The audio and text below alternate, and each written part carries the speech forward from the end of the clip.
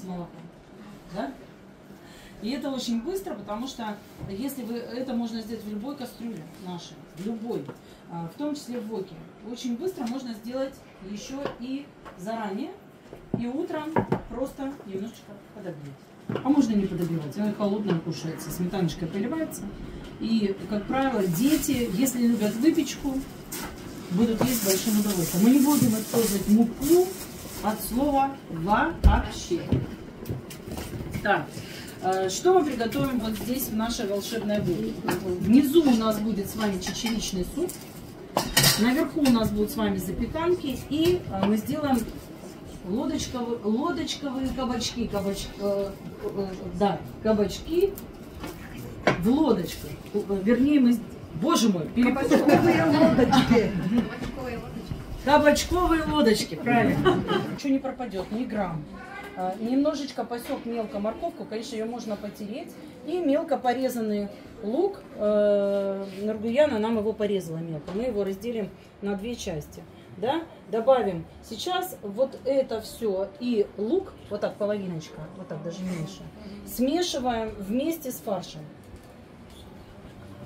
Ничего никогда, мы когда с партнерами устраиваем мастер-класс, у нас не пропадает, ничего не выбрасывается. Ну, за исключением там шкурки. Все идет в ход. Все овощи, все применим. Мы пока начнем с того, что в воках, сейчас нарезают, да? В воках поднимем холода холодовые, скажем. Вам нельзя жить без жиров. Поэтому не бойтесь, что ваш суп немножечко имеет жир. Главное, чтобы он был полезный. Да? Животный полезный жир. Ваша генетика с этим справляется. Вы не жители Африки, не жители Индии. Поэтому, собственно говоря, и то, я хочу сказать, что индийская кухня колоссально жирная. Она очень жирная. Они применяют очень много сливочного масла. Практически везде. Но они потребляют колоссальное количество углеводов. Из-за голода, из-за дефицита питания они худые. Если, не дай бог, есть деньги, будет очень много лишнего веса у вегетарианцев, на минутку, потому что они потребляют бесконечно много мучного. У них в кухне очень много мучного. Да. Сейчас нам надо положить масло сюда по кусочку. Вот он стоит в баночке. Включить плиты и пропассеровать лук. Лук нам даст вкус бульона, без приправ. Если вы его просто варите, он будет другого вкуса. Если вы его чуть-чуть пропассеруете, он отдастся, потом растворится полностью. Мы его с вами не найдем, потому что его надо пропассеровать до мягкого состояния. Есть дети, которые не едят лук, выбирают из супа, поэтому не кладут лук родители. Да? А польза лука какая? Алицин, витамин С, очень много. И очень много нужных флавоноидов, которые обладают противовоспалительным свойством. Противопаразитарным также свойством обладает. Можно использовать однозначно заготовленные ваши зелени, зеленые луки ваши. Замораживайте их, не бойтесь. Лучше иметь его замороженным, чем не иметь его вообще. Так, Елена, смотри, мы сейчас... Нет, он стал полностью прозрачным. Елена очень хорошо понимает. А что ты не весь сделал? Не все крючки порезали. Народу много. Давайте все. Александр, давайте все кабачки. Потому что народу очень много. Смотрите, какие компоненты в супе. Лук, немножко масла, морковь. Мы ее тоже чуть-чуть отпассируем сейчас с луком. Чуть-чуть. Буквально, потому что для моркови очень важно, чтобы она отдала каротиноиды, жиры. Ее чуть надо припечь. Это нормально. И не бойтесь, это не жареное. Это пассировано чуть-чуть. Масло химии, это определенная температура кипения. Я применяю, как правило, еще могу применять, если полностью вегетарианскую кухню готовлю, я применяю еще кокосовое масло. Температура кипения другая. И чечевица, и все. А капуста? Картофель. И все. Чечевица помытая только. И не надо замачивать, она сейчас разойдется. Без мяса. Без мяса суп. Вообще без мяса. Хочу сказать, что на самом деле бобовые готовить с мясом — это преступление для желудка. Это очень плохо переваривается на бульонах. Поэтому гороховый суп варят с чем? С копченостями. Их не вываривают в бульоне, а их потом добавляют для запаха. Не варят в бульоне, потому что это очень тяжело переваривать. А мы варим. Теперь, что еще будет? Будут травы. Дело в том, что я для себя открыла, вообще травы дополняют блюдо, дают дополнительный вкус, оттенки. И помимо этого дают очень интересные запахи блюду. Вкус добавляют и запахи, но помимо этого, например, многие травы имеют фитонутриенты, которые обладают антиоксидантным мощным действием и компоненты кислоты определенные, особенно, допустим, розмарин. Он помогает расщеплять мясные волокна и делать их более мягкими. Но розмарин сам по себе имеет определенный хвойный такой привкус и не всегда приятный вкус елки. Такое впечатление, что елка, да? Но если вы его смиксуете с орегано, а орегано это запах Кавказа, да? И добавите туда чеснок сухой, можно не сухой. И хмели-сунели это уже собранная приправа, она состоит из 3, по-моему, компонентов. Лавровый лист, пажитник и еще что-то. Но пажитника по-хорошему чуть больше должно быть, потому что пажитник дает привкус ореховый. Такой, знаете, бульон становится, и мясо становится. Такое впечатление, что как будто тушился в мясном бульоне. Вот такое ощущение. Вот это дает, можно в супы добавлять. Пажитник очень приятный на вкус и очень полезный, потому что он снимает воспаление, обладает противовирусным свойством. Его очень активно используют, допустим, в Египте, как лекарственное средство для горла. Маленькие такие зернышки пажитника, они заваривают и получат им горло. На самом деле, обладает противовирусным, противобактериальным и противопаразитарным действием. Для вас это более чем актуально. Более чем. Вы любите индигирки, вы любите кушать сырое мясо. Я понимаю, что это национально все хорошо, все вкусно для вас, но однозначно никто не отменял природу, да, и потом ваша иммунная система, ваши прадеды и прабабушки с этим справлялись, а вы вот уже не совсем. Поэтому это все смешивается вместе. Яна прожарит, вот понимаете, уже есть запах очень приятный. Когда масло тхи с луком прожаривается, появляется очень приятный, это будет суп. Он будет как пахнуть. Приятный запах, да? Сливочный. Замечаете? Сливочный запах. Дальше пирожками. Кому что? Кому что? Дальше набираем. Как он побелеет, да, вот станет прозрачным. Да. Спроси, пожалуйста, пажитник кто использует? Кто знает? Кто знает пажитник? Никто не знает. Запомните это красиво. Вот, знает. Это трава, да? Это зернышки, семена. Это семена. Противогрибковое, против кашля, противовоспалительное, Очень хорошо. Это в приправах продается. И запах у него грецкого ореха или баклинового сиропа. Привкус, запах. Да. Очень все смешивается. Сейчас я найду, где смешать. Микрофон мне неудобно. Да? Не слышно? Слышно? Да, ну вот неудобно и мне так будет. Так, мы сейчас смешаем все приправы вместе, да? Как только, например, чуть-чуть морковка припечется, добавляй картошку, наливай воду и клади чуть-чуть. Насыпаем хмели сунели. Ну, зеленки много. Да, много. Вы просто сделаете и будете хранить это все. Да? Один к этому одному. Здесь на ваш вкус. Я все, вы знаете, я такой человек, я вообще не живу рецептами. Зона глав. Угу. Обязательно. Только не очень много. Обожаю орегано, потому что вот он Кавказ нам Кавказа добавит. Так? Он много не буду, потому что в первой приправе видите. Именно сухой. Понимаете, здесь уже смесь, вот смотрите, здесь уже базилик орегано сразу в смеси, поэтому я орегано добавила чуть-чуть еще. чтобы чуть больше базилика было. Теперь смешиваю приправу. Всем дам понюхать, сейчас подойду, чтобы раскрылось все. Семена хельбы называется. Да. Хельбы. Так ее пожать еще надо, не только...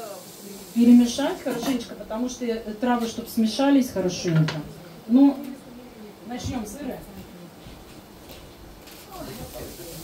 Красиво. Вот такая получается приправа. Что смешали? Очень яркий запах.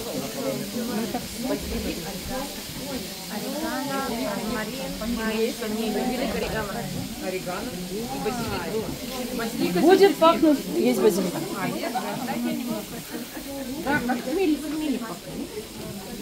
Можно понюхать? Нет, так пахнет больше орегано, больше запаха орегано. Ой, это же восточные травы. У нас дома есть из Крыма мы привезли. Картошку прижаривать не надо, сразу воду наливать.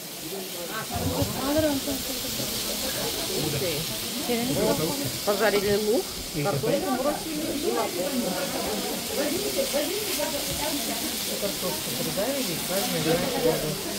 чтобы она не жарилась.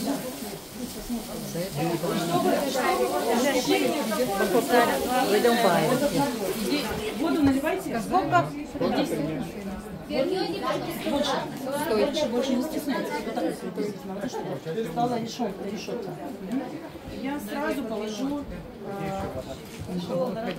Я сразу положу чечевицу. Я кладу на глаз, чтобы было видно.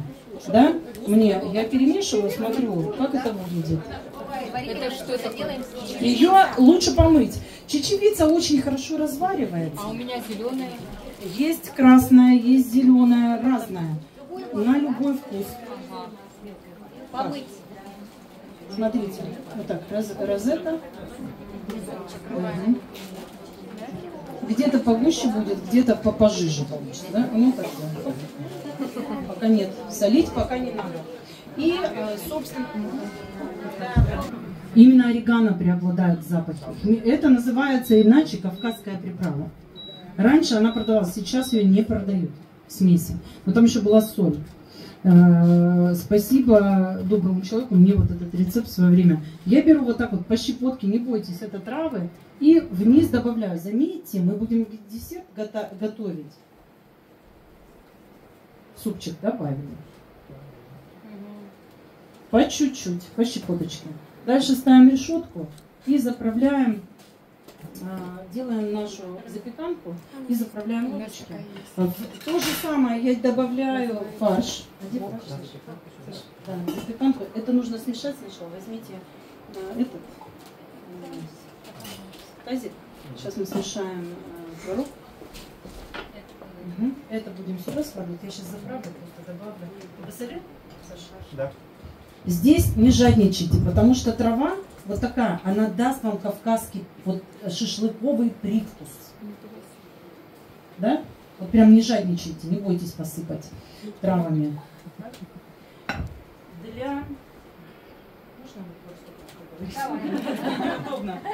Для запеканки мы возьмем с вами 2 банана, мнем туда. Высыпаем туда творог, разбиваем туда яйцо, не жадничаем, добавляем изюм, прям хорошенько, и добавляем курагу и чернослив. Для запеканки берем бананы, можно не брать бананы, можно взять финиковую пасту, если сильно любят сладкое дети. И добавляйте сахар, вот финиковая паста, взяли финики, перемололи просто, мы из них конфеты будем делать. Да, и можно добавить. Будет еще слаще. Это вот на любителя. Кто любит послаще, добавьте больше сладкого. Мы сейчас сделаем часть, вот они замесят сейчас, часть выложим менее сладкую, часть более сладкую сделаем. Добавим фиников. Творог, банан, яйцо, да? Творог, яйцо, банан. Банан чем обладает? Связывающим. Он такой, знаете, как плюс мука. Как мука немножко. Даже брауни делают на основе яблока и банана. Очень неплохо, и он поднимается даже неплохо. И пористость такая хорошая. Поэтому вот они какие термоядерные, мгновенно действуют. Вы разбиваетесь, вы разбиваетесь на двоих. Смотрите. Один мнет вот это, другой перемешивать тщательно вот это и заправляют эти кабачки. Потому что часть кабачков мы загрузим. Это очень важно для тех, кто никогда не видел, как готовят вок. Да? Очень важно загрузить, одновременно мы десерт загрузим и мясное блюдо. И с приправами, и при этом десерт не будет пахнуть приправами, что очень важно. Да? Ведь это проблема проблем всегда. Да? А здесь не будет такого запаха. Фарш перемешиваем с овощами, добавляем туда лук, морковь и остатки от кабачков. Морковь можно потереть, да? Лучше потереть, потому что она тогда разойдется и станет такой составляющей фарша. В кусочках она может чуть-чуть аль денте быть, чуть-чуть, да? И сюда изюм. Хорошенько, не жадничай, Саша. Изюма половину чашку выкладывай. Да, не жадничай. И чуть-чуть буквально кураги. Ну, курагу с черносливом можно порезать ножичком. Потому что крупно, можно крупными, это вкусней. Кто как любит. Мы режем. Да, и, собственно говоря, потому что очень сложно кормить вкусно ребенка. Вот дети не хотят там полезную еду есть, потому что они говорят, невкусно. Да? В гриле мы с вами приготовим сегодня часть наших лодочек. Мы сделаем часть лодочек в воке, а часть лодочек мы сделаем в гриле. Это будет разный вкус. На любой вкус. У кого, это я для того, что у кого еще нет гриля, но очень хочет лодочку, уже можно, ну кто еще не заработал на гриль, да, и не может, пока копит, собирается. Он уже точно может купить iCook вок сковороду. Он уже точно может, правда же? А еще бывают скидки такие хорошие на нее, поэтому прям, да, акции. Поэтому мы дадим вам два вкуса, чтобы вы попробовали и в воке, и в аэрогриле. Ну, конечно, цель аэрогриль, понятное дело, потому что это я называю добрый друг хозяйки, всех и хозяина, потому что хозяева очень любят много кушать вкусно, а, собственно говоря, не всегда получается, да, гриль половину работы за вас сделает. Это прям, смотри, сейчас я покажу. Набиваем вот так вот, прям плотненько. Так. Не стесняйся. И тебе микрофон там ходит, да? Замыкание.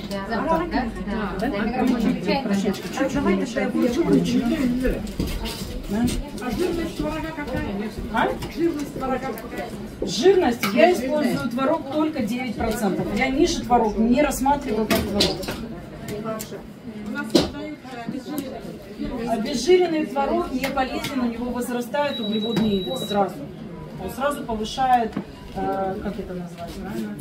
Да, углеводный индекс. Чем жирнее, тем лучше, да? Ничем жирнее, а 9%. А то сейчас нет предела совершенства. Да? Вот. Но у нас с вами сегодня будет много десертов, потому что запрос был как раз-то, как кушать сладенько, но полезненько. И мы сделаем с вами кавказский теплый салат. Мы исключили некоторые компоненты из него. Мы убрали сыр, потому что и так очень много жиров, да? У нас с вами и суп. Вот он будет более легкий, без сыров. Но мы вам покажем заправочку салатную, которую можно применять безопасно для здоровья. Но вкусно.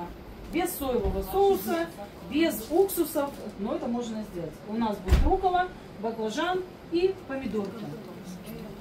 Да, чтобы хорошо глянь сверху, можно вот такой помидорочкой нарезать. Еще раз повторите салат. Руккола, баклажан. Баклажан мы приготовим особым способом. Сейчас вот они все вымесят, освободят нам посуду, потому что его нужно подготовить. Как его подготавливать? Баклажан сделать нужно нам с вами хрустящий. Будем делать его в аэрогриле. Нигде больше вот такой баклажан сделать не сможете. Только во фритюре. Во фритюре это очень вредно, потому что баклажан очень много берет в себя масла. А здесь будет минимум масла, но будет то, что нужно в нашем аэрогриле. И это блюдо, которое подается во всех хороших ресторанах. Теплый салат с баклажанами. Он разной конфигурации бывает с грецким орехом, но так как это кавказское блюдо, его подают с грецким орехом. А уже Приморский край, например, делает собственный тип, и у вас тоже с кедровым орехом. Но он делается с грецким. Режется, делается заправка. Дальше мы сделаем вам очень... Дети любят мазать что-нибудь. Да? Любят с сахаром это делать. Мы сделаем с вами... Да, закладывай прямо. Без масла. А? Без масла? Зачем? Не будет, мы потом просто выберем. Все раскроем, оно откроется, соберется же. Вот. Смотрите, дети очень любят всякие намазки, шоколадные пасты, но все это очень вредно. Там очень много ненужных продуктов, растительных жиров. Мы сегодня сделаем ореховую пасту, орехово-фруктовую пасту, шоколадную. Будут ваши дети счастливы. Также мы сделаем конфеты из фиников. Тоже я, допустим, они будут похожи немножко на родные просторы конфеты. Шоколадные. Да? Мы тоже добавим какао, можно без какао, там вообще нет предела разнообразию. Какие хотите, кисленькие, сделаем разные. Попробуйте все. У нас сегодня, видите, ну просто праздник какой-то. Итак, сейчас закончит Александр. Прям смотри, нужно все это пришпандурить туда. Вот так вот. Раз. Все придавить. Хорошо? Это вообще самое наше любимое блюдо, потому что оно очень выгодное. Мы делаем вот эти лодочки. Боже мой, с чем мы их только не делали. Мы их делали с куриным филе рубленым, с индейкой, с фаршем, с различными фаршами, какими только можно. С рыбой рубленой, красной, лососем, поливали лимончиком. Съедают всегда. Всегда. И самое главное, это такое красивое подать блюдо еще. Оно вкусное и красиво подать на стол гостям, если пришли. Делается быстро, просто. Ну что тут? Ну ничего такого, да? Особенного. Девочки очень часто переживают, что это же очень долго. Самое главное, посмотрите, как у Александра прям глаз горит, новое что-то, он такой счастливый. Да. Мужчины тоже очень любят готовить, но не все, к сожалению. Можно кого-то помыть, попросить чашечку нам вот эту, да? Кто нам поможет? Можно? Иди. Посмотрите, какой ребенок. Сразу видно будущая хозяйка. А он будет? Так. Все? Чуть-чуть помидорками. И мы сейчас все заложим, потому что супы у нас уже закрылись, тут начали кошевариться. Александр, да? Мы ставим вот так вот. Ставьте. Не, она просто по времени отключается. Нет, это полностью. Что, включается? В эту мы загрузим вот так, закрываем ее и все, и пусть она там работает. Уголочек. А сюда мы несколько поставим баклажанов, вот то, что Нургуяна уже сделала. Мы их пристроим.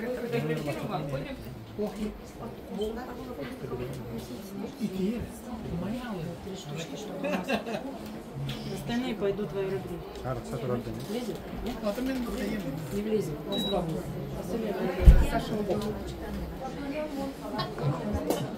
Ага.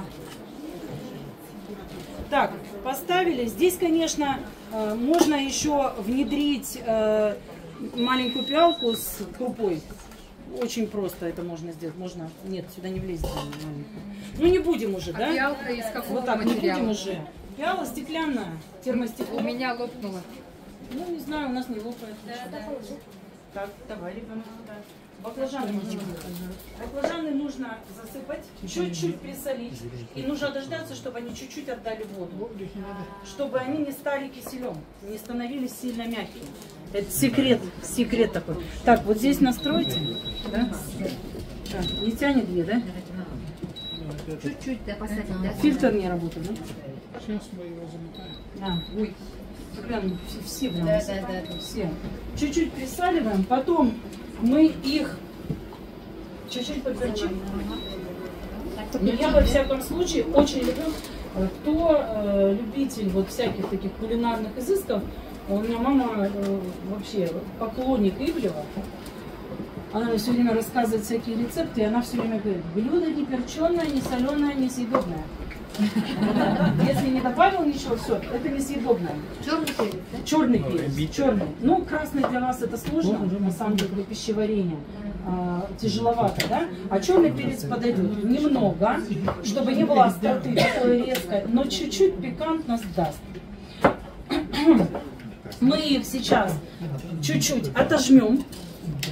После подсолки подсолим и чуть отожмем. Воду с них чуть-чуть уберем. Перемешать, перемешать, они постоят, капельками покроются, чуть отжать, водичку эту слить и побрызгать маслицем.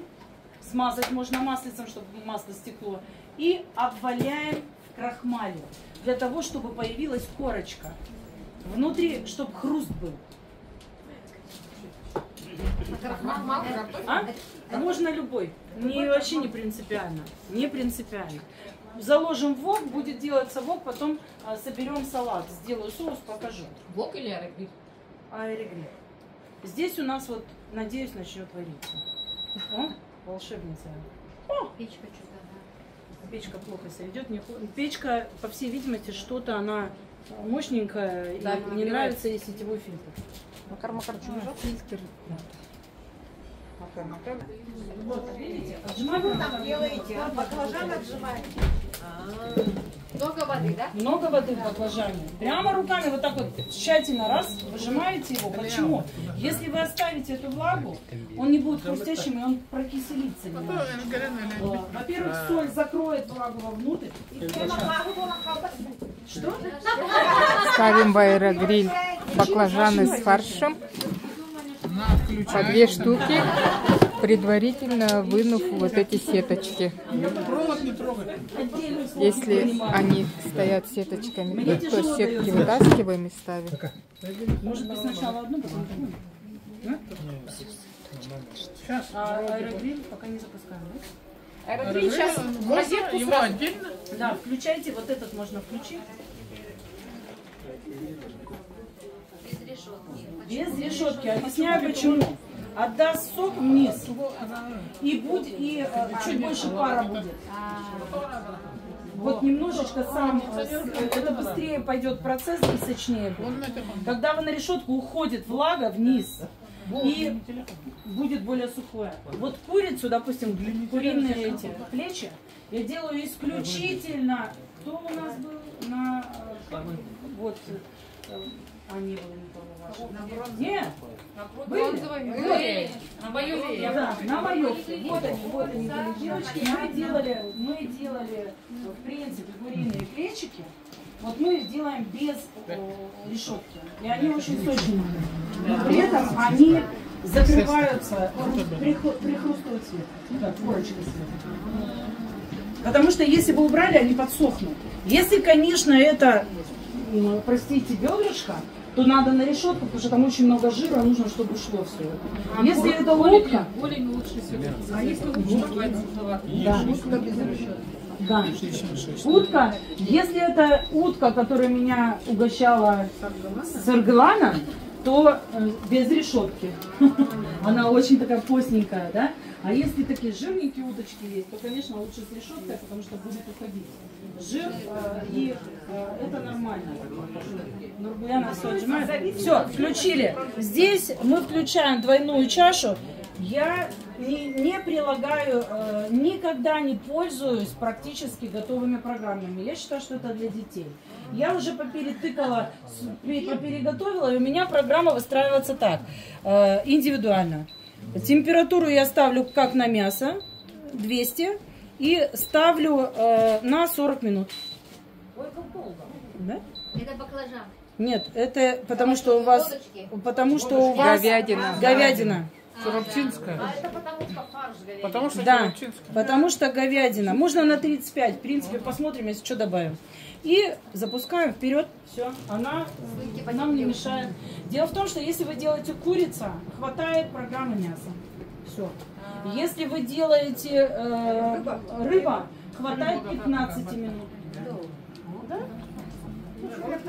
Да, ну если горбуша, например. Мы горбушу делаем. Да, рыба очень быстро готовится. Но на 200 я делаю. Не на низкой температуре, а на 200. На большой, но быстро. А внутреннее кабачковое мясо, да, тут? Конечно. Ну, живо. Чтобы не пропадало. Все. Нургулена сделала. Теперь масло, ну, у нас вот оливковое, да? Мы все это пробрызгиваем хорошенечко. Не жадничайте. Оно стечет лишнее. Мешай у тебя ручка. А я буду пробрызгивать. Потому что это для корочки. Но здесь не будет, простите, вот этой неприятной части, да? Фритюра. Горечи никакой не будет. Мы сейчас всю горечь вам. Баклажаны. Да. Вода. Вот из-за нее они становятся рыбными.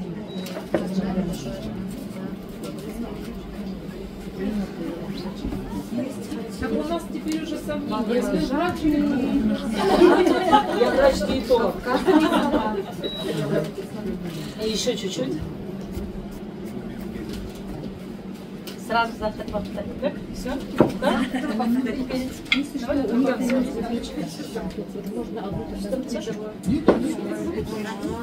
И это мы кладем во второй аэрогриль. Крахмальчик забыли уже, да? Там, я куда-то его примостила. Здесь. Вот, они уже. У вас уникальная команда. И Кнут не успел, уже все сделано. Вообще, просто молодцы. Крахмал. Самый главный ингредиент. А сколько его? Перемешай. А это нужно посмотреть. Сейчас мы посмотрим. Яна запоминает. Потом видео скину.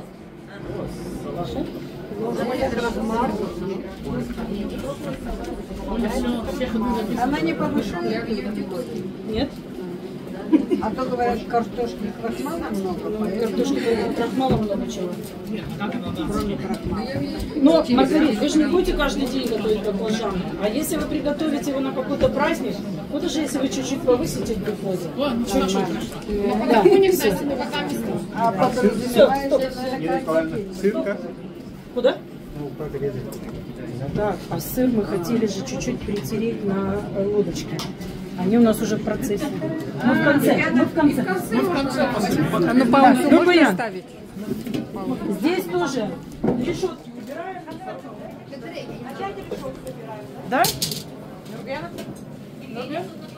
Клади. Дели на 2 порции. Дели и закладываем.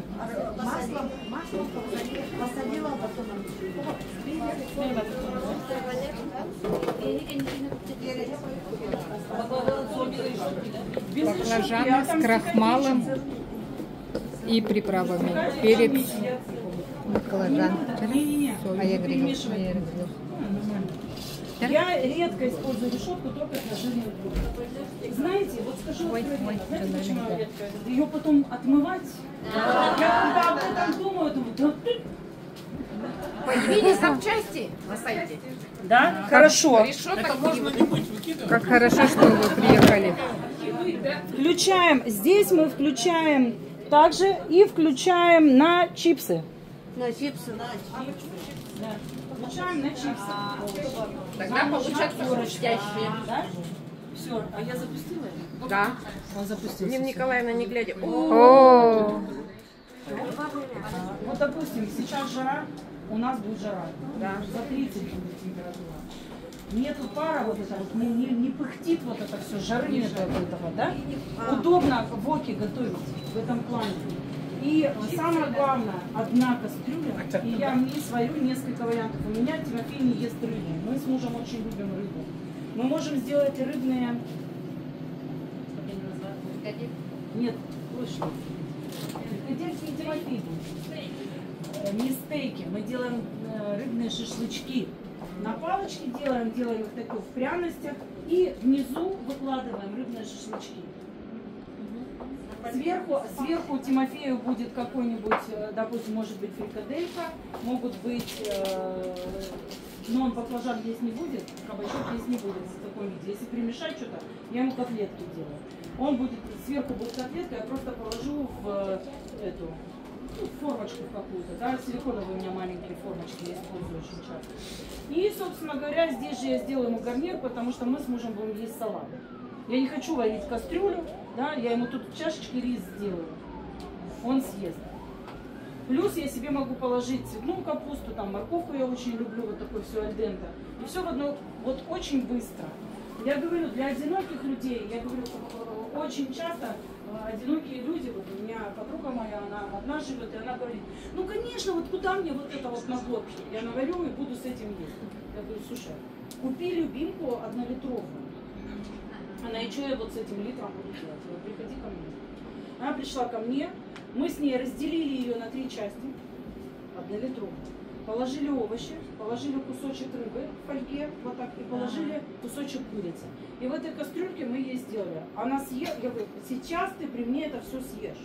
Она, ты что думаешь, я вот этим наемся? То есть съешь при мне.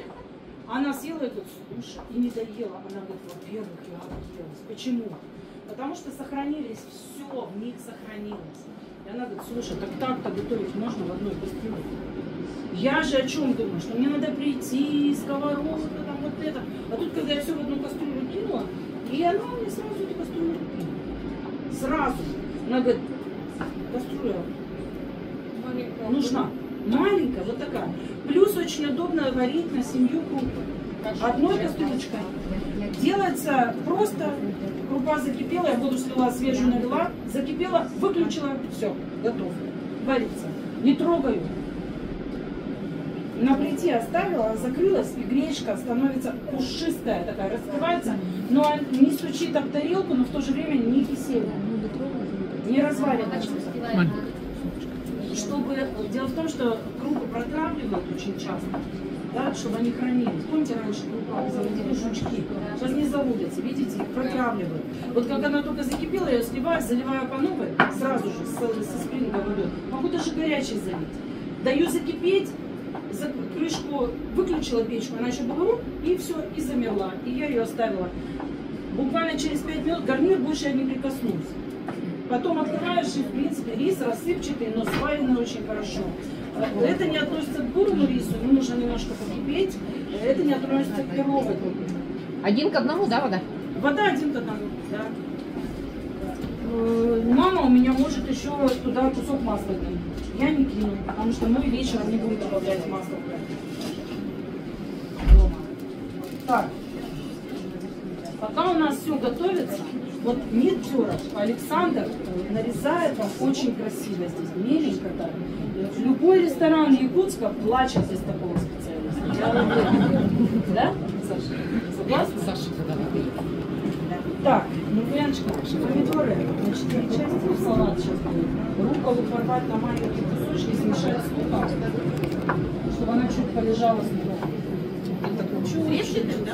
Так, и мы вот закончим основные сейчас дела и начнем делать конфеты. Так? И пасту. Что важно? Дело в том, что все, что мы сейчас с вами готовим, имеет низкий колораж. Это очень хорошо на детоксах, на похудение.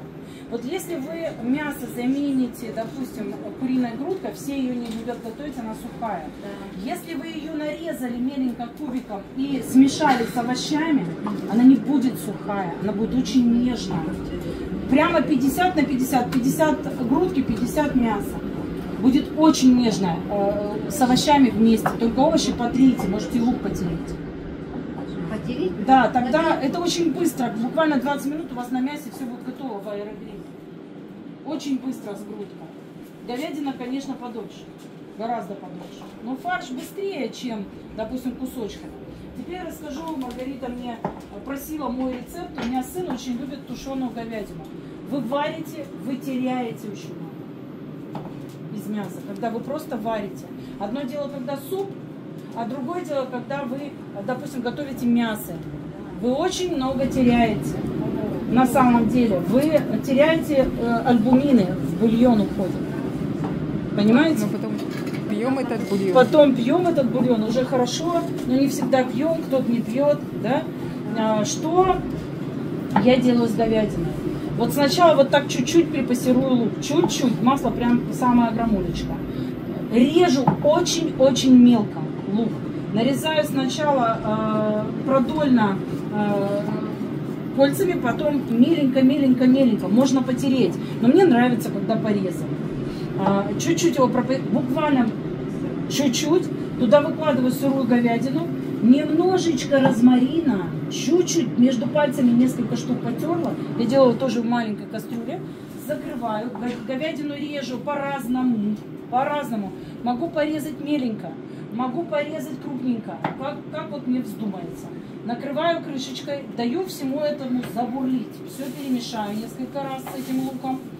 Лука достаточно много. Вот на маленькую кастрюльку я беру луковичку хорошую такую.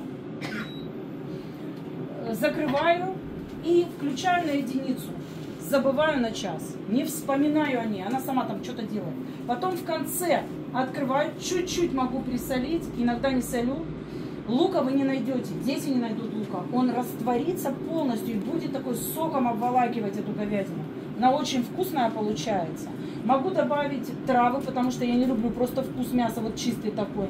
Мне нравится, чтобы немножечко было что-то такое, знаете, оттенки трав. Могу вот такую свою универсальную приправу добавить. Чуть-чуть уже к концу. И все. В принципе, оставляю на 1 час. Просто на единице. Вот оно забулькало все. Лук сделает более мягкой вашу говядину. И розмарин. И сохранит их. И вкус будет очень хороший. Жирная, если говядина, еще и жирку там будет, вот это все втушится в этом жирочке. Поэтому, по возможности, если хотите просто мяско, не варите, стушите. Тушение с луком очень хорошо. Сверху можете посыпать вашим зелененьким луком. В конце уже. Прикрыть, чуть он растает, там, особенно если он замороженный будет у вас, и будет очень прекрасно. И зелени, там, укропчик можете добавить. Что любите? Какие оттенки любите? Добавляйте к мясу травы. Это лучше переваривается. И я уверена, что в вашем народе это делают. Вы просто... Простите. Макароны. Итальянцы. А масло пастировать на масло? Масло можно кхи, можно даже чуть-чуть сливочного масла. Я не жарю на растительных маслах, только могу применить кокосовое масло. Кокосовое с ароматом все равно. Но нет, я бы не сказала, но еще без запаха кокосовое масло. Чуть-чуть можно кокосу, прям чуть-чуть. Если вегетарианское, да? Ну, если вот, ну, мало ли. Все же бывает. Кокос без сластик. Да. Интересно, мы блендер брали? Я на блендере лук делаю. А блендер мы брали? Где он? Нет? Прикольно, пасту мы собрались сделать. Забыла? Да? А блендер? Сардана Николаевна, блендер нужен. Кто рядом живет? У кого в машине есть блендер? Нет, кто на машине? Забыли, слушайте, вообще больше. Блендер Потому что нужен. паста-то делается блендером.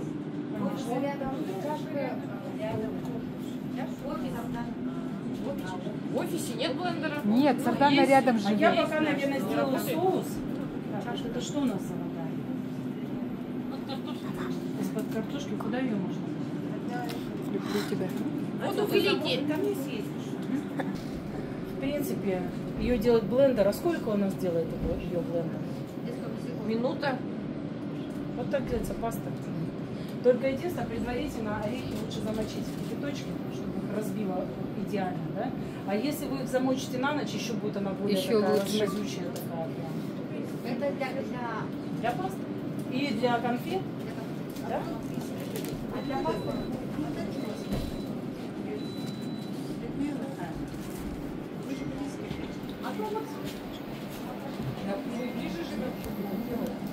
Выключили это.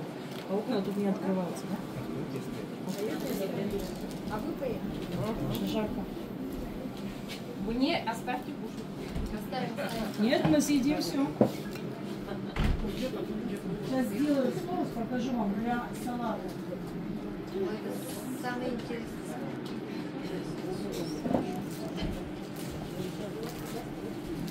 Дело в том, что все, вот у нас, не знаю, как у вас, у нас все едят майонез. Все едят майонез. Едят, да. Дети У вас не едят. тоже едят. Хорошо, молодцы дети. Я противник майонеза от слова совсем, даже который делается в домашнем качестве. Потому что это колоссальный жир, безумный просто. Это порядка 70% жира в блюде. Это очень жирно. Одно дело вы маслицем полили, а майонез это концентрат сбитый жир определенным образом. Вообще жирнючий продукт. У тех, у кого проблемы с желчным, такой продукт есть нельзя. А перчик? Тоже нельзя. Тоже очень жирный продукт. Очень. Когда вы его еще на завтрак съели немножко, то ничего. Но когда вы вечером, вот я имела неосторожность это сделать, ничего хорошего это не даст. А детям можно, да? А? Детям. Каждое утро. Да, конечно. Если нет проблем с лактозой, да? Если есть проблема с лактозой, не надо. Смотрите, берем лимоны, да? Можно лимонный сок уже готовый. Выдавливаем. Саша, давайте вы вот тоже повыдавливаете. У меня сил уже не хватает. Прям выдавливайте вот как можете, со всех сил. Да? Вот. Чувствуется мужская рука. Максимально выдавливаем лимоны. Делается соус. В принципе, он универсальный. Вы можете его с любыми травяными салатами делать. С помидорами, с огурцами. Что хотите, куда? Куда вы можете положить майонез, туда вы можете положить этот соус. Сейчас, Саша, выдавливаем. Очень просто, самое главное. Выдавливаем все, наверное. Мало выдавливаем, да? Ну-ка, давай вот так вот сделаем. Мы будем экономить.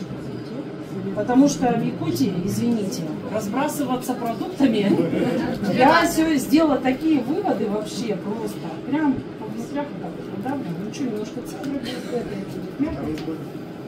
Второе, я думаю, что да, потому что будет недостаточно. Так прям тщательно. Можно, в принципе, и на основе вашего брусничного сока сделать. Вид будет другой, но вкус будет очень приятный. Нету, если нет брусники, нету лимона, можно использовать бруснику. Растолочь, отжать сок с нее, да, и сделать вот сок брусники. Сейчас Саша у нас сок, да? Это просто замечательно, когда мужчина. Огласите весь список.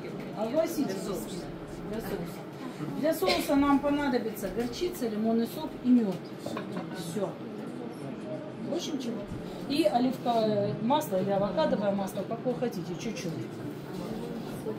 А горчица обычная, да? Обычная горчица покупная. Теплый салат. У нас ложек нету, да? Ложки. Так как у нас тут на большую порцию 2 ложечки, размешиваем хорошенечко.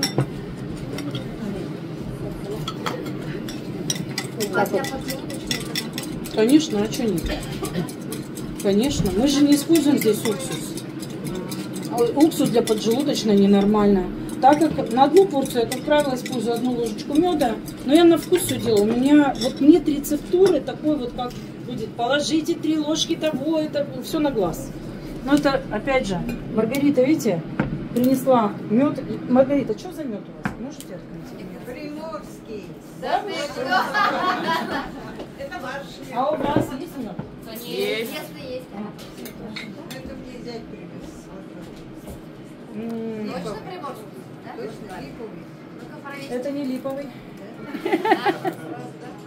Ну, здесь вот мы добавим 2 чайные ложки, нужно, да? Ну вот я не знаю, первый раз добавляю чайные вилки. Не знаю, где сказать. А где? А вот не вижу. Нет, там на ножи. Я, конечно, буду пробовать, потому что я все делаю. Ну, это просто хорошенечко перемешивать. Делаю вот так.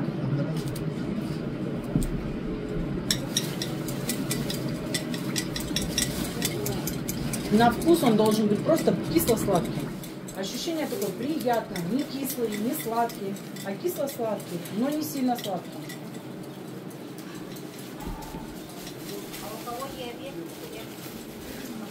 А вы не ешьте каждый день такой салат. А иногда съешьте на праздник. Почему нет? Как будто при диабете ничего не едят сладкое. Все равно все едят просто в меру. Добавлю чуть-чуть. Ну, лимона много. Еще ложку добавляем. Ой.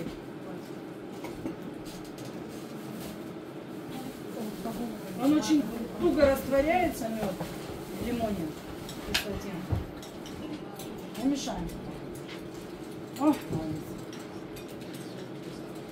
Уже идет.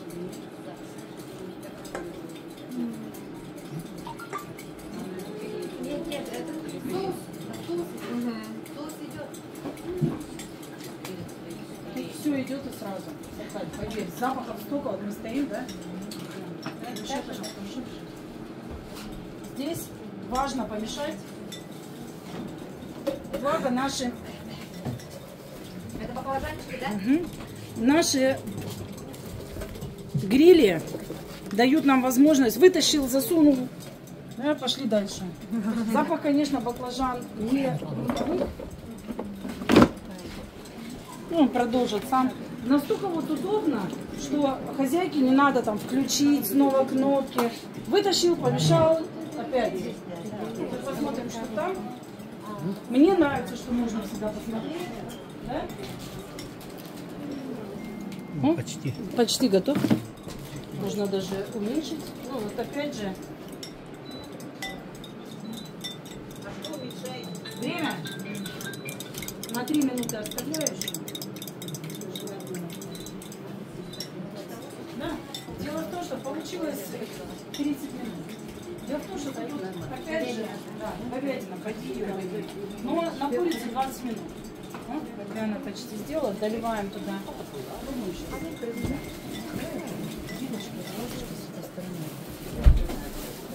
О! Хорошо. И остается обязательно. Ну, салат овощи без масла. Овощи без масла — это невкусно. И, собственно говоря, вы не откроете там многие компоненты. Да. Сейчас. Вот это все вместе, баклажан. Да? Чё? 40 на глаз, да? Немного. Тут опять же на любителя. Сколько хотите. Да? Может быть пожирнее, погуще, может быть чуть-чуть. Здесь у нас семечко, конечно, осталось.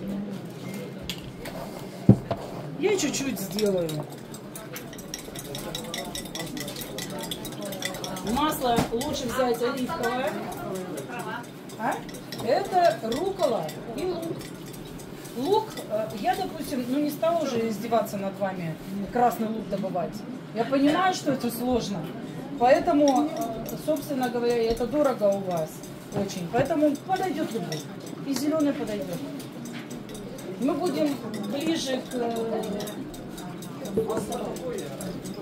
Масло можно оливковое, авокадовое, какое хотите. Главное не подсолнечное и не соевое. Они дают оттенок, запах.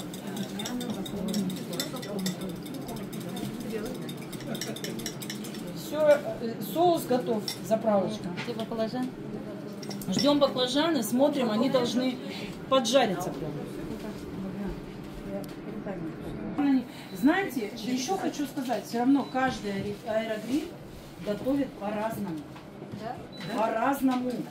Я просто делаю мастер-классы, допустим, во Владивостоке, в этом, ну, да. У Олега Александровича вот у нас 2 гриля, Павлины и мой. Честно говоря, они готовят по-разному. Павлина говорит, почему вот не так, как у меня? Я говорю, Павлин, но они все равно приноравливаются к хозяйке.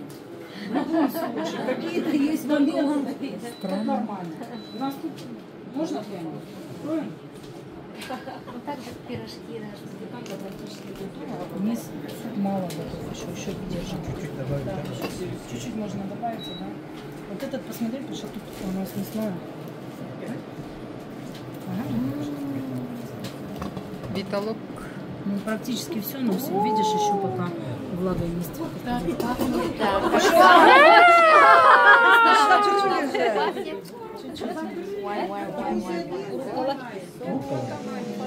Ну, сейчас я повыбираю косточки, чтобы вы не плевались там. Ой.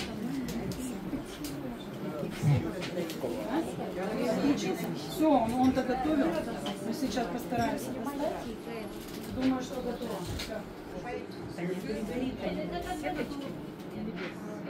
Непредсказуемо. Причем разная говядина будет готовиться по-разному. Здесь нужно искать варианты. Это с куриной грудкой все просто. На самом деле. Со свининой, честно говоря, все просто. Хотя, если кабан такой взрослый, то тоже будет долго готовиться. Поэтому оленина вообще будет готовиться очень долго. Очень? Да, очень долго. И если вы тушите ее, допустим, с луком тоже, я не могу сказать, что оленину мы готовим. У нас есть свои олени, не северные, а пятнистые, которые разводят специально. Есть, да, в Приморье оленина у нас продается. У нас есть охотники, и охотятся они на козу нашу приморскую. Да, поэтому у нас есть дичь. И, собственно говоря, дичь тушится, вот я тушу ее аналогично говядине. Она тушится хорошо. В принципе, можно и травки разные. Укропчика, петрушечки туда. Разное-разное можно добавить. Это все будет улучшать, ускорять процесс. Пока у нас готовы, что? Готово? Шуршат? Еще чуть-чуть, да? Не шуршат? Ладно, магазинские мы не знаем, какие они там. Да? Какой ляо сяо готовил? Я пока косточки повыбираю. Ну что, если можно, ну, посыпется.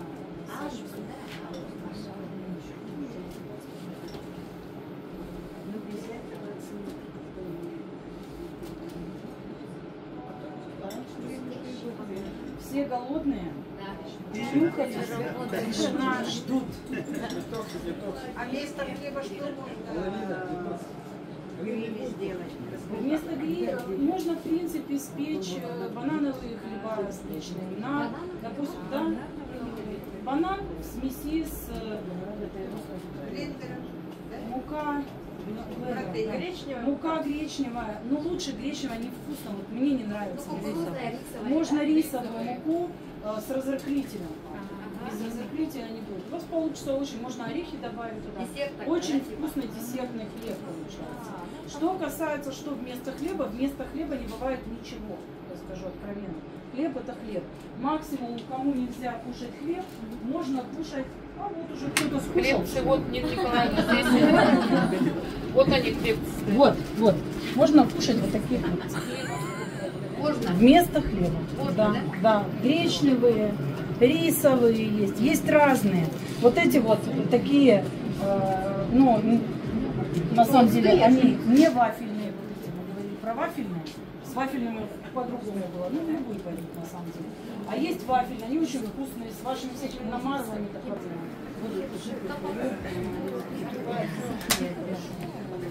Говядина, вот кто ее знает? Видишь, влажность дает определенную. Ну, выбрали говядину, будем есть говядину. В принципе, суп готов и готова запеканка. Да? Запеканку можно вытащить. Она не переварится сама. Суп тоже готов. Еще можно добавлять воды. Да, и в принципе лодочки готовы. Готовы запеканка. В принципе. Можно добавить корицы.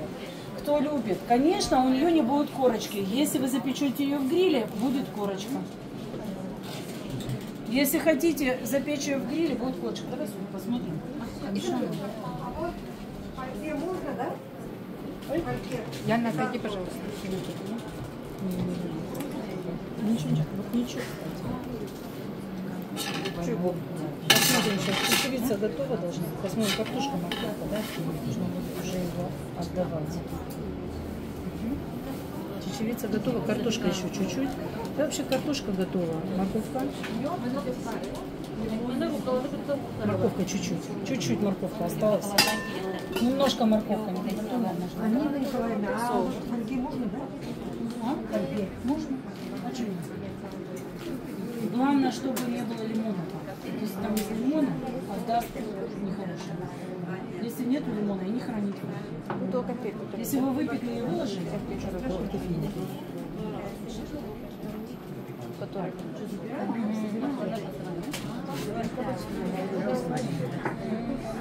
Вот уже, в принципе, кабачки вот такие. Единственная говядина, вот она выпад дала свой, да. Красоты не ждите. Если хотите красиво, делайте с курицей. Да, кабачок мне очень нравится. Кабачочек живой. Понимаете, не развалился. Кабачочек. Суп еще чуть-чуть покипит, морковь чуть-чуть нам надо. Буквально немножко. А вопрос можно? Мало воды. Чуть-чуть.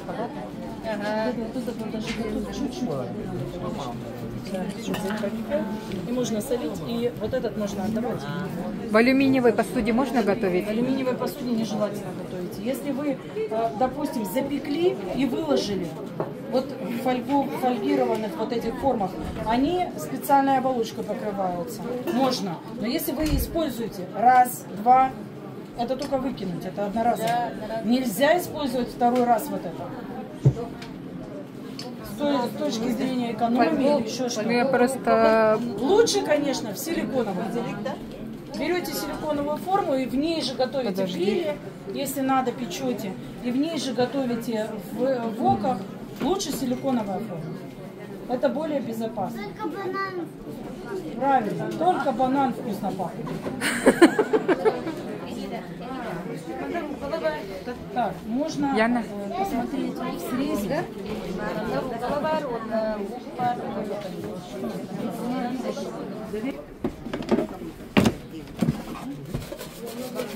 Сейчас Александр красиво нарезает. Самое главное, представьте, вот восприятие человека, который часто готовит кабачок и говядину.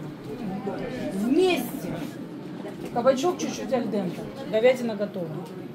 Нам так и нужно, чтобы кабачок сохранил форму, не потек. Почему многие не любят кабачки? Они текут, да? Да. Не текут. В этом уникальность. Смотрите, Саша режет как колбасу. Интересно. Что оно в разные стороны не развалилось. А вот прямо так и не вываливается. Ничего не вываливается, да? А он кабачок жестковатый, да? Вов? А он кабачок аль денте, чуть-чуть такой плотненький. Ну и он пропитался мясным соком, он должен быть вкусненький. Да. Все, сухой. Да. Да, все, можно там. Пока стоят горячие, я посыплю.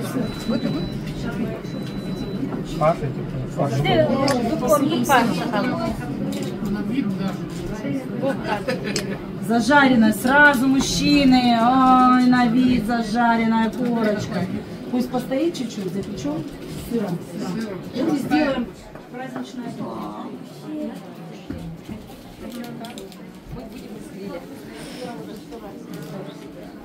Праздничное блюдо. Доча уже готова, ходит с тарелкой. Ребенок проголодался.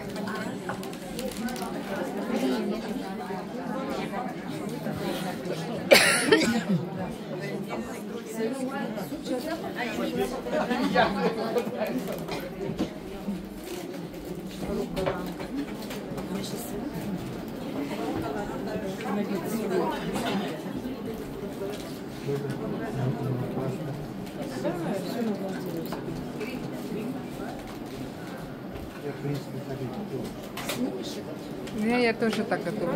Кому будет мало солить, да, солить? Это и Куковский, все Амвеевское. Мне особенно вот это нравится. Да, это мы уже не раз будем. Запомнила, как готовить? Мы тебе к плиту не должны Супа, да? Наверное, уже отвыкла. Вот так на такой тоже будем готовить.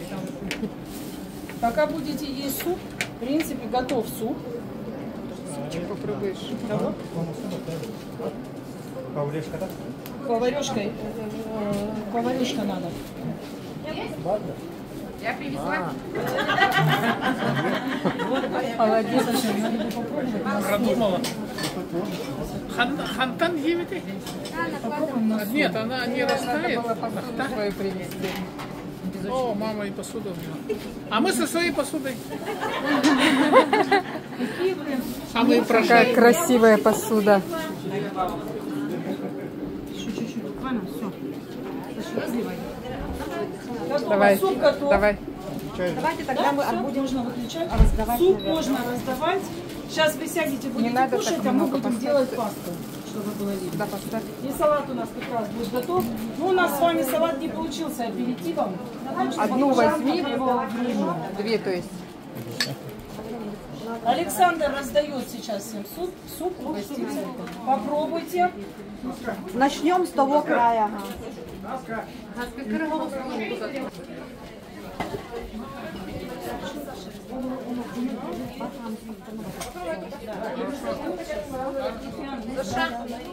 Саша, спонсором налей, пожалуйста. Да, отдадим спонсору. Маргарита.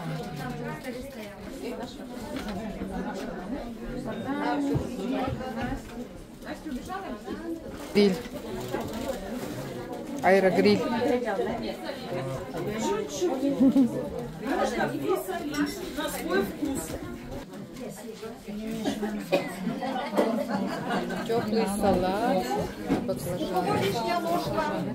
Салат. Сверху положили баклажаны.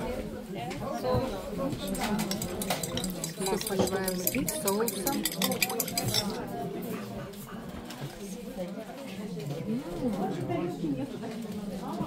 Перемешивай. И все, и раздавай. Чуть солим. Самое малость. Салат с баклажанами, рукколой, помидорами, луком. Сначала лук, чтобы он побелел прозрачно. А потом направо. Чуть-чуть.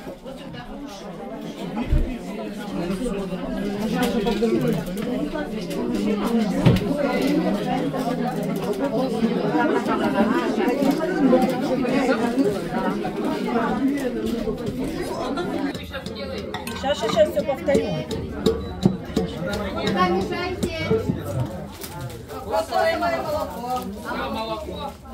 И вода. Не молоко. Заливай водой. Смотри, заливай водой вот так приблизительно. Вот так приблизительно. И в блендер. Все, и в блендере. Пасту. Нам не видно. Саша. И вот так вот паста ложка. Это паста финиковая. Это сладкая будет. Это что вкусно.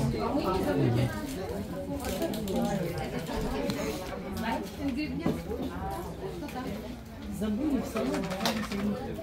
Не забыли в салат добавить грецкий орех. Ну что, съели уже? Орехи можно после. Так, теперь мы что мы добавили? Мы добавили кешью. Они все должны быть пролежали в водичке немножко. Добавили немножко грецкого, немножко миндаля. Добавили кокосовое молоко и добавили финиковую пасту. Сейчас разбиваем это все. Чуть-чуть воды добавили для того, чтобы миксануть. Я уже достала.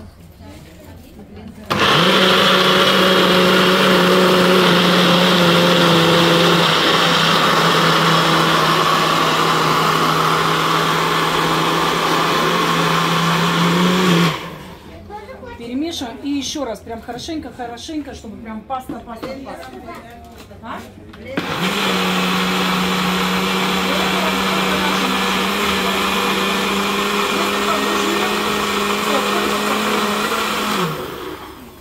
Хорошо разбилась?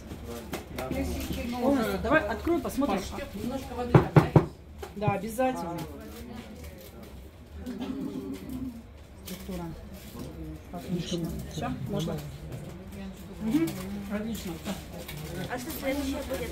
Намазывается на хлебцы.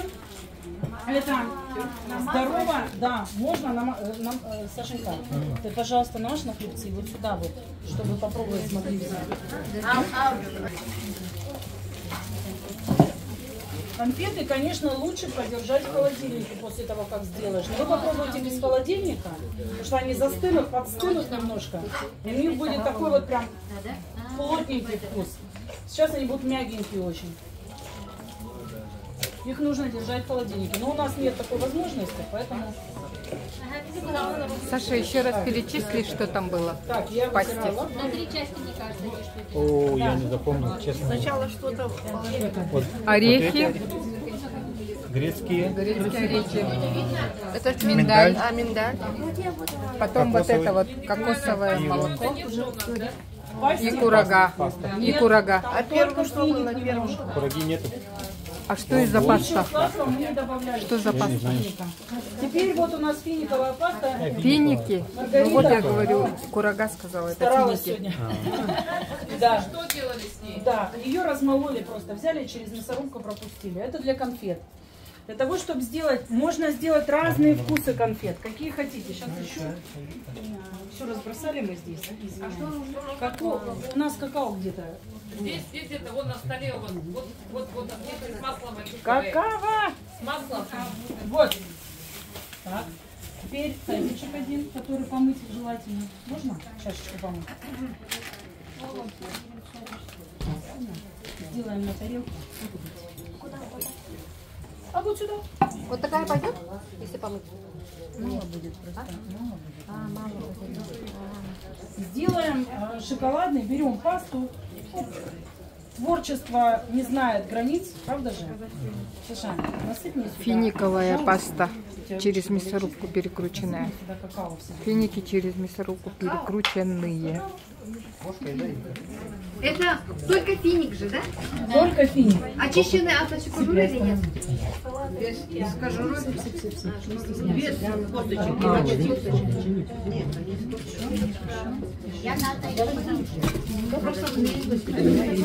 Теперь я вымешу тесто с какао. Ой, сейчас все вокруг будет. Оно прыгает.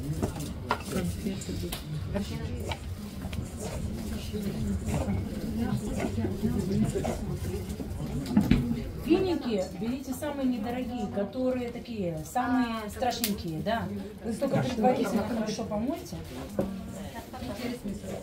И через мясорубку. Детям, представляете, как интересно.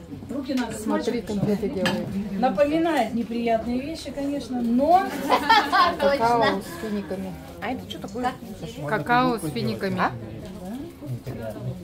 можно ты формочку хлебцы не взяла? положить. А, сколько? Можно ложить формочку. Нет, формочки маленькие под шоколад, которые.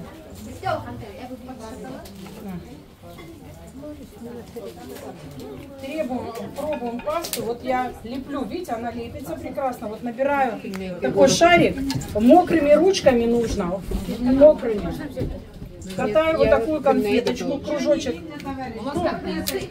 Товарищи, освободите место. Вот это вот чистое. Саша, мне один можно? Беру, Просто руками возьми. Ой, спасибо.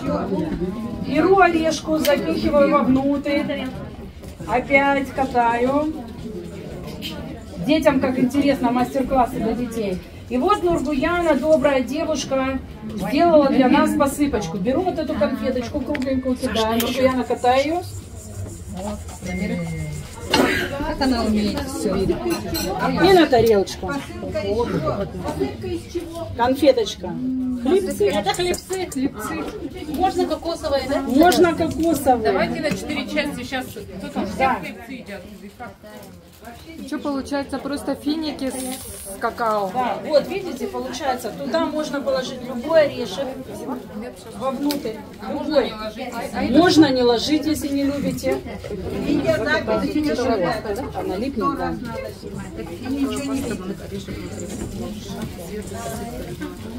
Детям нравится играть в колобков.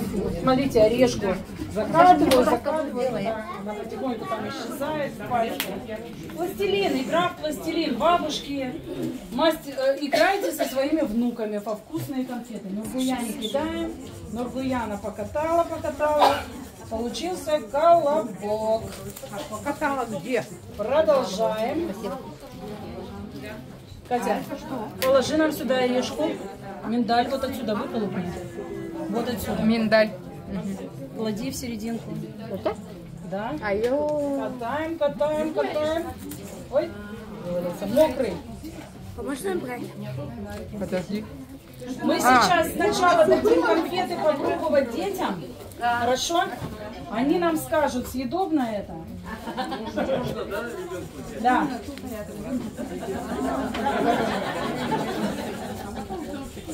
это вот мы было стружка надо. Можно стружку кокосовую. Вообще вкуснее. Можно взять, положить Ты вовнутрь куда уходила-то? чернослив. Хотите с кисленьким. Короче, нет предела совершенству. Как хотите, что хотите, положите вовнутрь.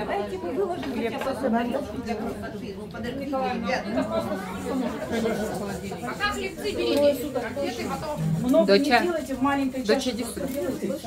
Мы сделали Ты запомнила, где с этим с миндалем? Да. Вот там и возьмешь на потом. глаз. Пробуйте.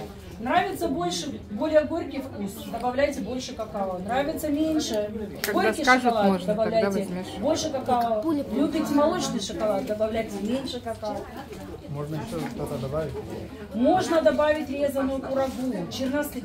Вот тут, вот здесь можете изгаляться как хотите. С ребенком какое творчество. Купили формочки всякие, сердечки и так далее. Формочку засыпали стружечкой или посыпочкой, да? И набили, в холодильнике подержали, вытаскиваем сердечки у нас красивые. И тогда там днем и ночью можно упражняться.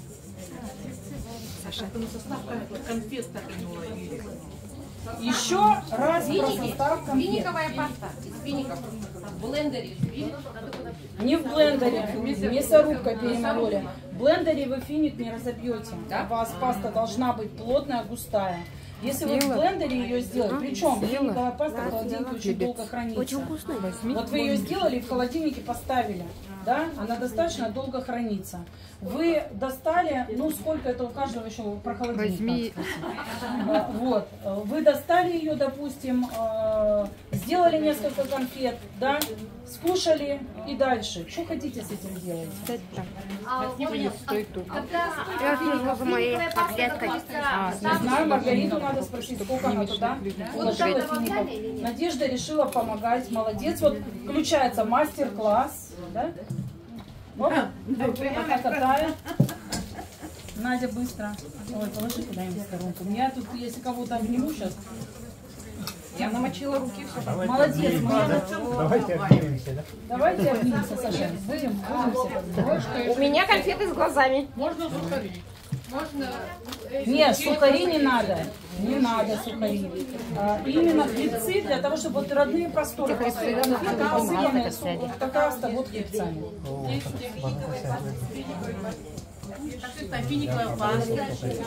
Маргарита, ой, Надежда быстрорукая, быстро делает. Миндаль. Миндаль.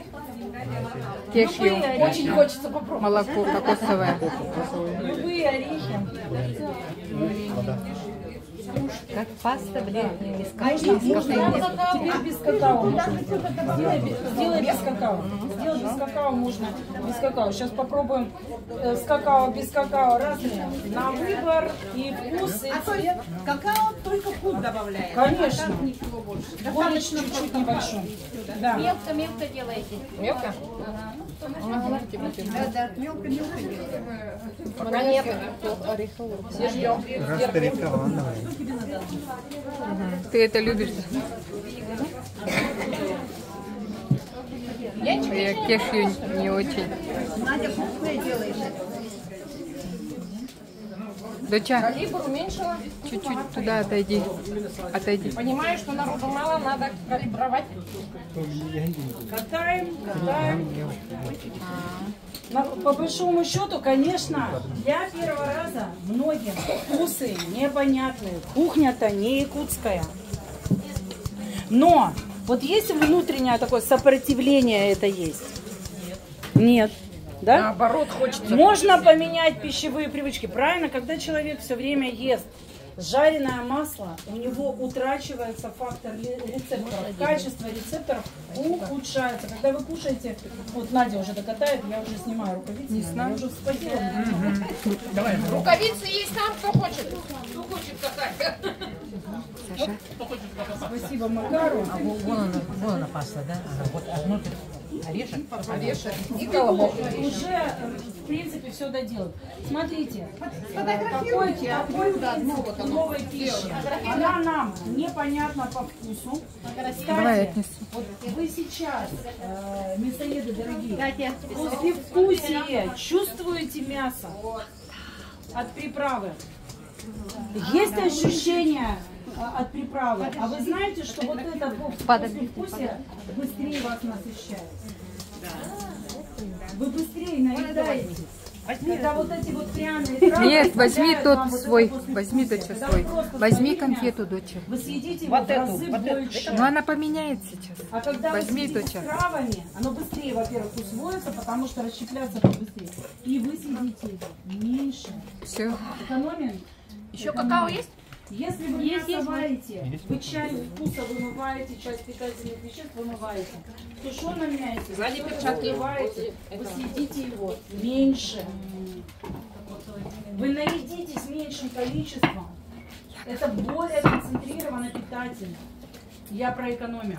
Потому что я посмотрела на ваши цены, я просто... Вообще могла, конечно, уехать сегодня и сказать, ну все. Но я посмотрела на цены, я просто понимаю, что это просто ужас какой-то жить с такими ценами. Да? И возможность сэкономить и далее. Посуда. Вы говорите своим друзьям, знакомым, ты не тратишь, ты экономишь с этой посудой, потому что ты съешь меньше. Ты купишь меньше не тушу чего-то, а пол туши уже. Понимаете? Не такой объем ты съешь, просто потому что вкусы другие. Плюс правда позволят оставлять вот это послевкусие. Вы съели это по чуть-чуть, а ощущение, что вы покушали. Да? Делай. Пробуй. Ее надо подержать в холодильнике. Она Маленький. становится такая плотненькая. И Маленький прям бери. кусается, как конфеточка. Маленький Да, как шарик зубочки делай. у нее остаются на ней зубки, как положено на конфетке. Сейчас она мягкая очень. Очень мягкая. Смотрите, какая у вас бригада. Оказывается, мы сейчас видим возле стола самых любителей сладкого.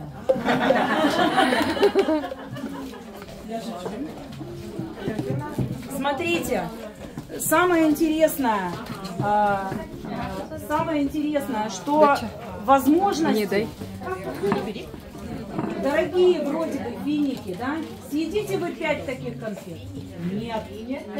Вы съедите ее одну, и вкус вам... Все, рецепторы получили. Почему люди не чувствуют еще раз вкус? Гликированные белки забивают вкус. Жареное вот это вот мясо с коркой. Хочется еще. Вы не наедайтесь, потому что вы это не можете усвоить.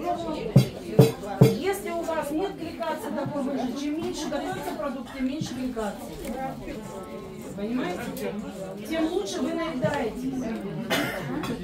И ваши рецепторы становятся, и перестаете жарить на масле, и перестаете есть гликированные продукты. Я Ваши хотела с рецепторы миндалем. становятся очень чувствительными. Вы будете Маленькую. чувствовать вкус Малюсенькую брокколи. сделай, маленькую. По вкусу она такая своеобразная пикантная. Вы будете чувствовать, что цветная капуста очень сладкая на самом деле. Вообще вся капуста очень сладкая. Просто не чувствуете, рецепторы забиты.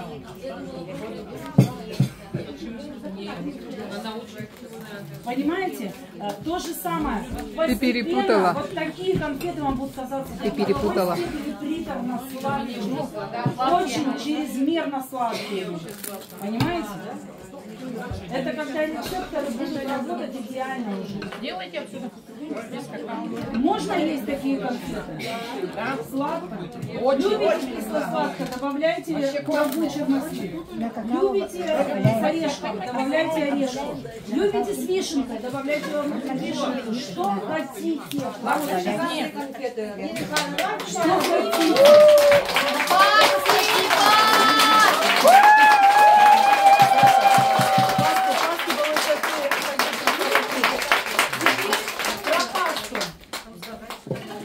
Очень калорийно. С утра много жиров, много белков. Вы своему ребеночку дадите такую пасту вместо нутеллы, которая неизвестно, что там намешано. Вы можете добавить туда шоколад. Я имею в виду какао. Будет шоколадный вкус. Вы можете добавить ягоды. Будет такой другой вкус немножко. Можете экспериментировать. Пасту, которую вообще шикарно. Можете экспериментировать как хотите. И, в принципе, вот эта паста вкусна. Можно использовать в качестве подачи десерта. Например, хлебцы. Очень хорошо с хлебцами, которые не вот такой структуры, да, пухленькие, а которые плоские такие хлебцы, хрустящие. Не остановишь. Мы делаем на мастер-классе один блендер. У нас встает очередь еще. Съедают все. Просто. Олег Александрович, я когда делаю, Олег Александрович садится рядом и вот так вот делает ложкой. Я говорю, Олег Александрович, это слишком жирный продукт. Он говорит, да? Ну ладно. Он у нас с юмором очень такой человек. Все хорошее быстро заканчивается. В принципе, у нас аренда вышла уже, поэтому потихонечку можете уже распрощаться. Мы от души благодарим Нину Николаевну, несмотря на...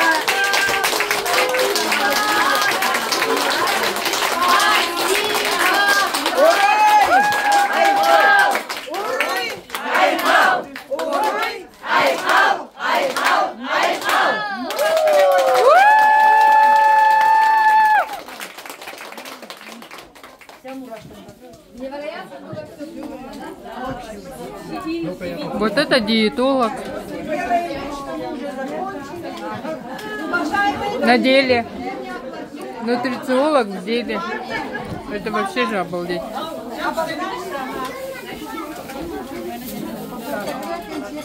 Вы катаете, такие же молодцы. Собираемся.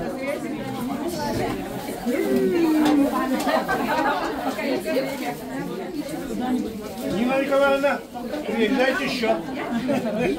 Давай вот так вот пристроимся. Спасибо. Отходим. Мои тарелочки.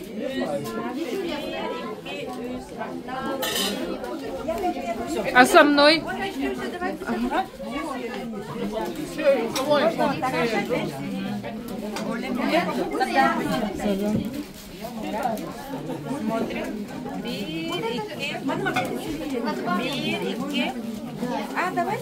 Вставай. Ко мне рядом, Яна. Рядом со мной. Рядом говорю. Встает.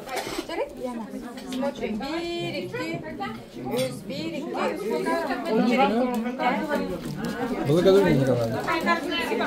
Нам густы обязательно.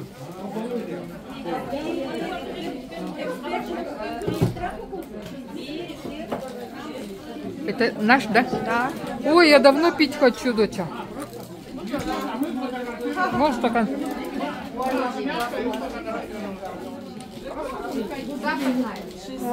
Благодаря Богу я уже начала есть еду, которую я вообще не ела. Ну, Напей. благодарю, доча.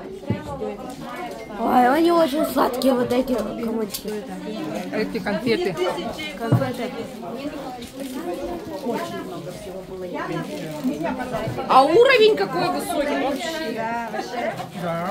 Нам и не снилось такое. Нет, вот теперь мастер-классы только такие принимают. Дима, Яна? Спасибо вам огромное. Нет, она похожа на духовку, но она как микроволновка, как духовка, сушилка. Можно возле нее оставить? Там микроволновка приносит цвет, да? А она нет? Нет, А я вот думаю, это вообще вот такая вещь. пиццу можно там делать. Можно? Сделаем. И не надо ждать там полчаса, когда пицца приготовится в духовке.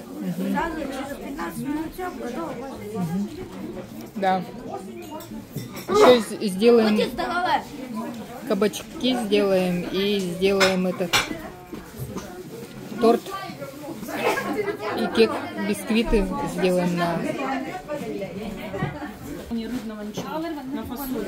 И потом ложечку сметанки. Вот обожаю. У меня муж любит. Не надо мне сметанку. Такой вот. Ну, это надо Мы настолько... Ну да, наш Кварков, наш Кварков. Ну потому что непривычно. Я же говорю, ну, вы оливки сразу начинаете? Нет. Сразу понравилось? Да, вот маслина. А вот нет, и мне нет сразу. А мне сразу. А у вас есть такая деревенская? Польская. Чего у вас тут только нет? Нас только одна больше ничего. Да? Ну, это вот, это особенности. Но вас уже учить только портить. Да, уже в силу. Да? Закоренело все. Привычки.